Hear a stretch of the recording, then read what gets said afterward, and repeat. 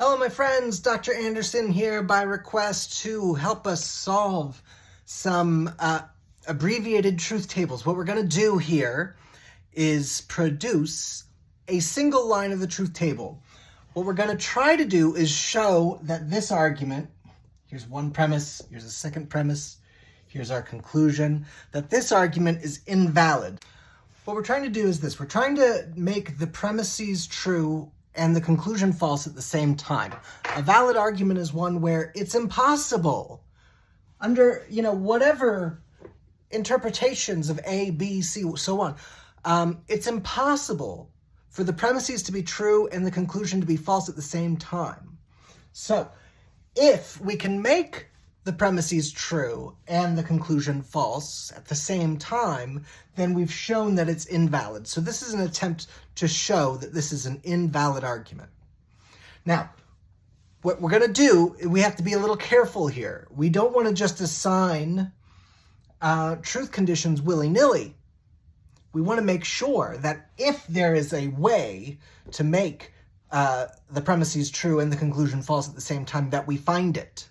So no guesswork. Usually, we're going to start with the conclusion.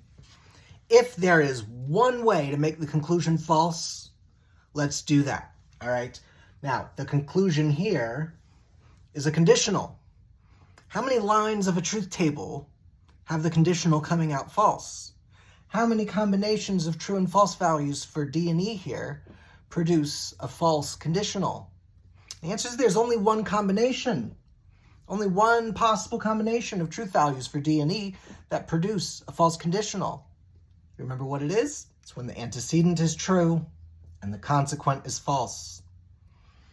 If the antecedent isn't true, if the condition isn't met, there's never a chance for the conditional to be false. So the only way to make a conditional false is true antecedent, false consequent. All right, so we need to make the conclusion false, and what else? We need to make the premises true.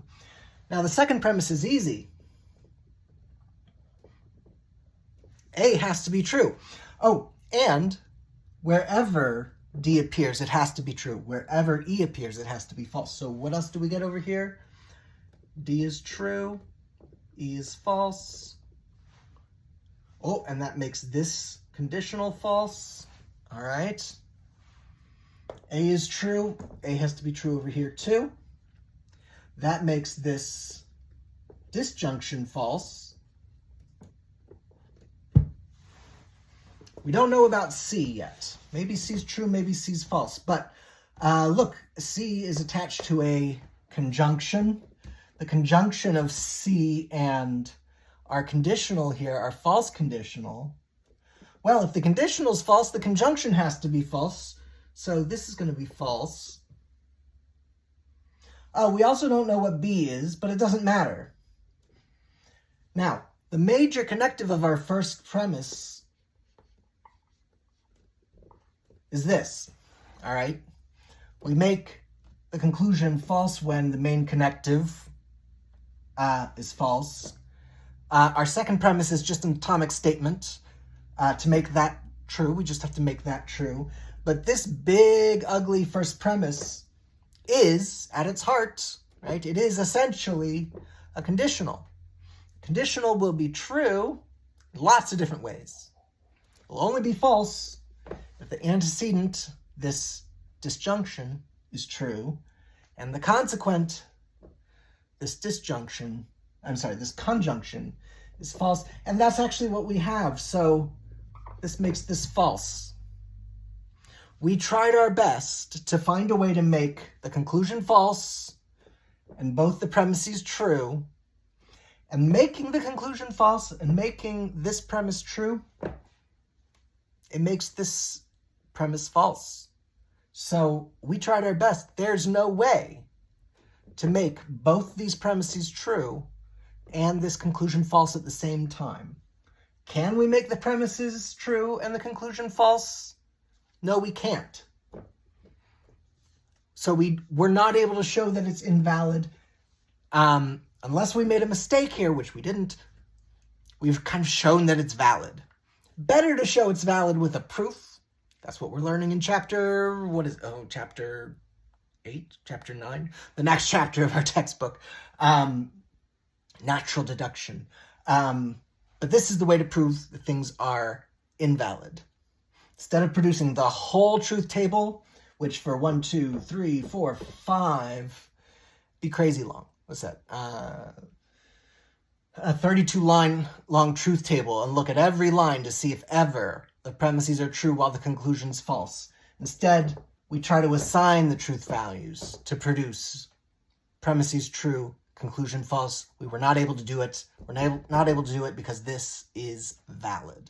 All right, here's a new one. Same story though. Can we assign truth values so that the conclusion comes out false while each premise turns out true?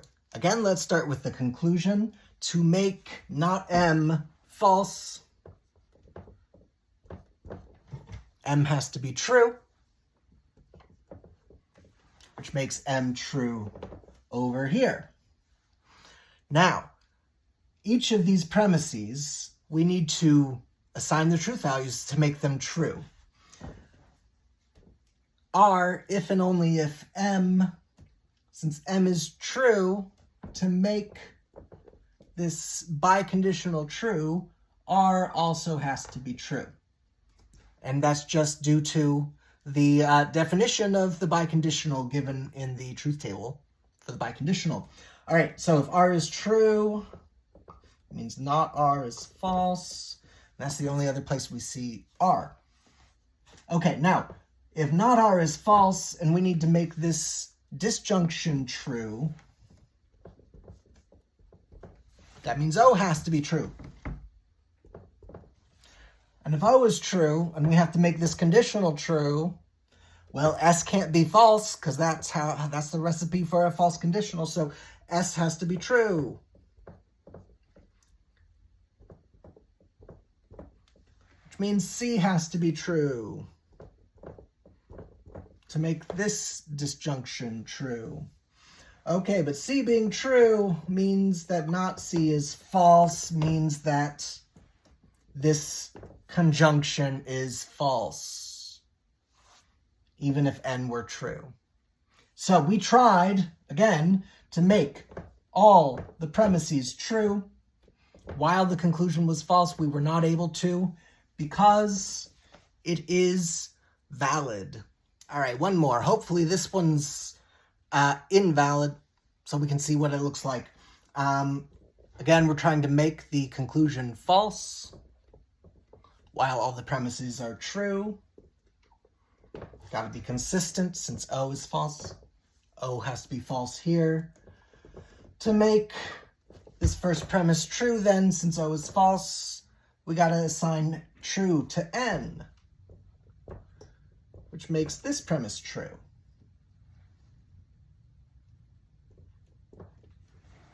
And then this makes the consequent in this premise true. And if the consequent is true, there's no possible way, remember the truth table for the conditional, no possible way for this conditional to be false.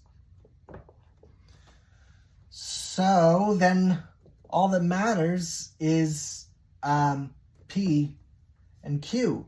It doesn't matter if Q is true or false because N is false here. It doesn't matter if P is true or false because N is true here. So let's just say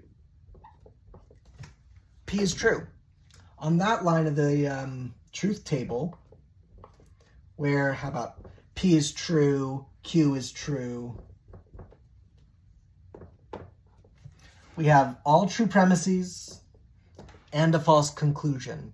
If we're able to find all true premises and a false conclusion, that means the argument is invalid. So here we successfully show that the argument is invalid.